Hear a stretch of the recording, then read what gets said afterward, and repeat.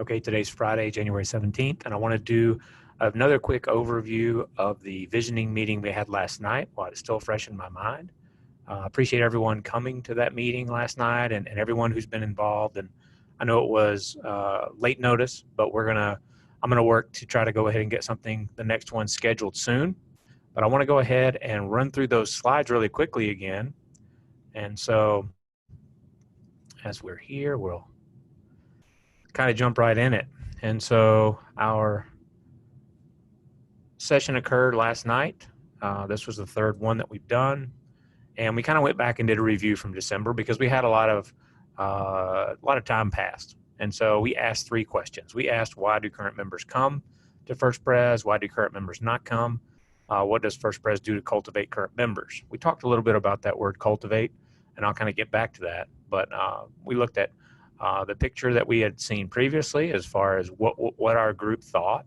And it kind of brought us into three groups. And those three groups were habits, relationships, and comfort.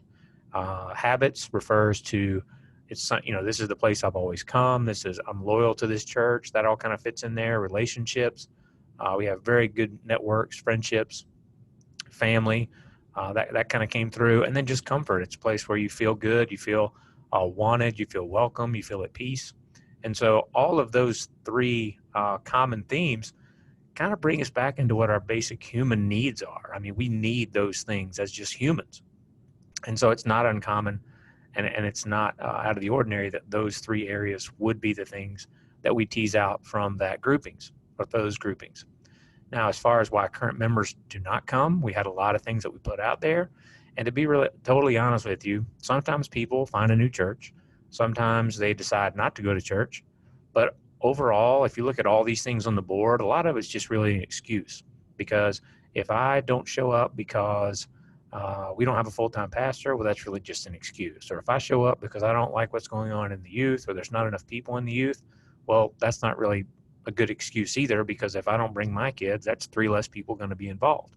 So while I don't take away the sincerity or the message within the things that are on this board, I also see this, sometimes it's a little bit slippery slope, because if we go in and we try to address one of these excuses, the individual that made the excuse is probably just going to come up with another excuse. And especially if it's for the wrong reasons, we find ourselves chasing someone down and accommodating them just because we think that we're going to get money out of them. That's a bad road to go down.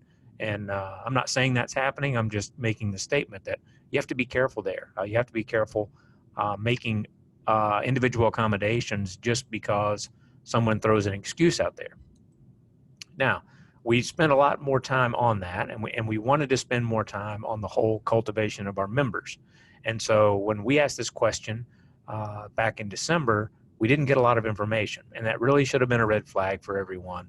We had a pretty good conversation last night, I'll be honest with you. I thought it was very good. I think pretty much everybody in the room had an opportunity to speak at one time or another.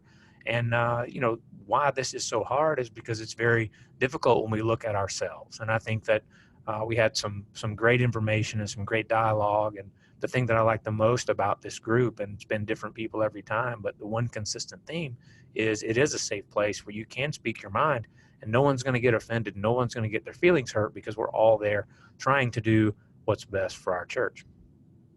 Now, how can we care for and cultivate our members became the next kind of thing where we stopped. And we spent some time there because we've had a lot of time to think about this. And again, we spent some time, and that brought me to the very end of our first session. And at that very end of that session in December, I threw this on the board and said, what if our goal is to increase attendance by our current members in early, late service and Sunday school? And the measure would be that we would take the actual attendance numbers. We would do that in the early, the late service, the Sunday school classes, and we would track this at 3, 6, 9, 12 months. And then we would see if it would work, and maybe we would discuss how we would actually go through tracking attendance. And I totally expected this to be something very different than what it was.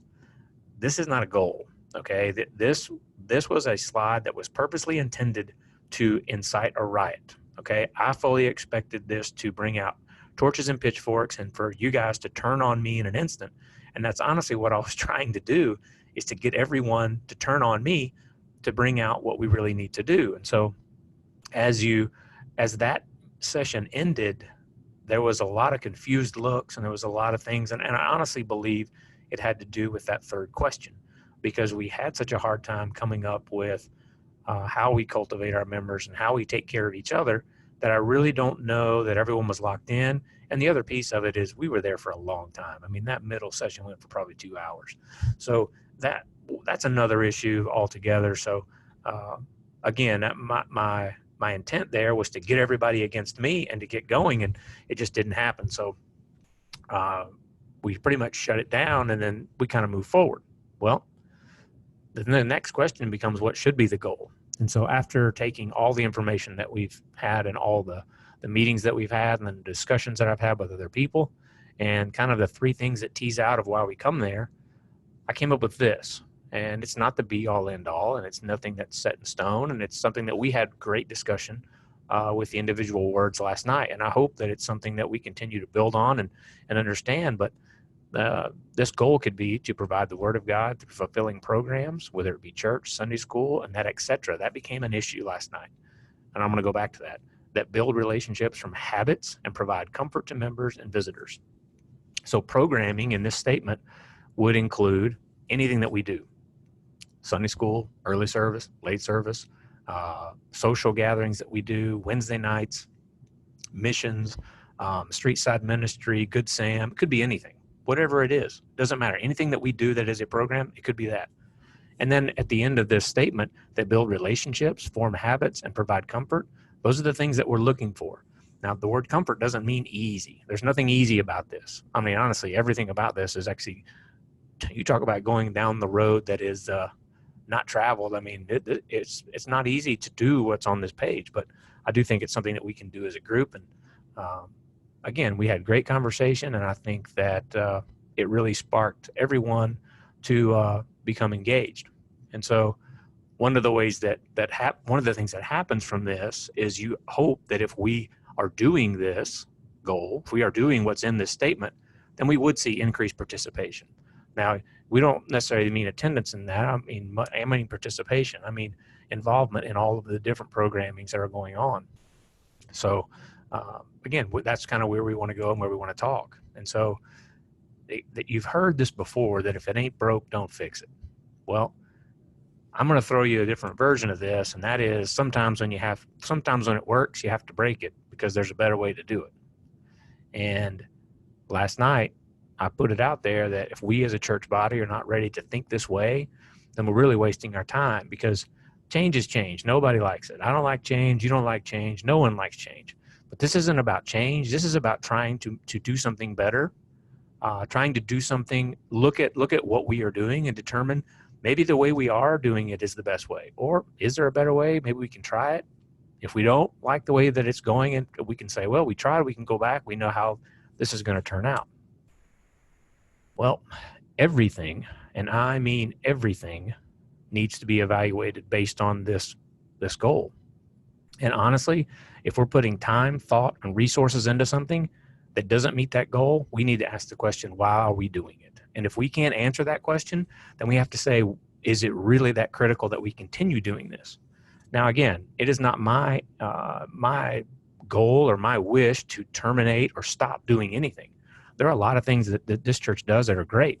There are some things in the church that I think we all kind of wonder, why are we doing that? Or why are we investing in that or putting resources into that? I don't understand what the return is. And oftentimes it's because we just don't know what the return is. There is a return. We're just not aware. So one of the things that I want to do for the next session is try to think about all the things we do where we've caught lightning in a bottle, because those special moments that come up that we try to recreate over and over again, maybe it's something that we did in 1974 that was great and just fantastic, and then we just bring it out. Well, when you're lucky enough to catch it in the bottle, you can't just put it on the shelf and then bring it out every year to show it off, because when you do that, the light starts to fade. And when that light starts to fade, people can't see it, and then all of a sudden it's not important to them anymore.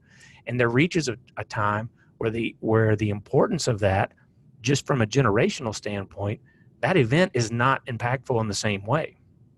I mean, we can think about, one of the things that has consistently come up is communication. And I'm going to tell you that right now, My demographic, Facebook is easy, but because everybody's on Facebook in my demographic. But when you get to the demographics that are just under me, it's not that way. And you know what? In 5 years, there's not going to be anybody on there. So if we're not looking at how we're going to communicate in the next 5 years and preparing for that now, we're kind of behind where we want to be if we're trying to bring that demographic into the church. So it's a very we've got to be forward thinking here. Okay, the thought process that captured that lightning. What did we do? What was there? Who was involved? How did we come up with that? And honestly, again, sometimes it's just you're just in the right place at the right time, and God puts something in front of you, and you take it and you run with it, and it's great. It is great. But how can we use the momentum from those type of events to make something productive over time? How can we continue making something productive? If we have an event and it's great, and then the next year we do everything exactly the same, no matter what we do, that event's never going to be as good as it was last year. And that's the same with, you can do that with anything, whether you're in the church, outside the church, it doesn't matter. If you try to repeat an event exactly the way you did it last year, it's never going to be as good the second time around. So everybody's homework was to kind of think, what do you do for this church, and does it fit in this goal? And that can be you as an individual. That can be you from a committee standpoint. That can be you from a programming standpoint. What are the things that you do? How are those things fitting into that theme, that goal, that kind of phrase that we put out there?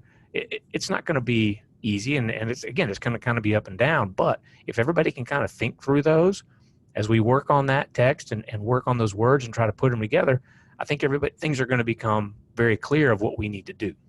So hopefully this has helped. It's a little bit long. We're going to be just short of 12 minutes, but very quick review, and we will get the date for the next meeting out as soon as we can, and wish you guys the best. Thanks.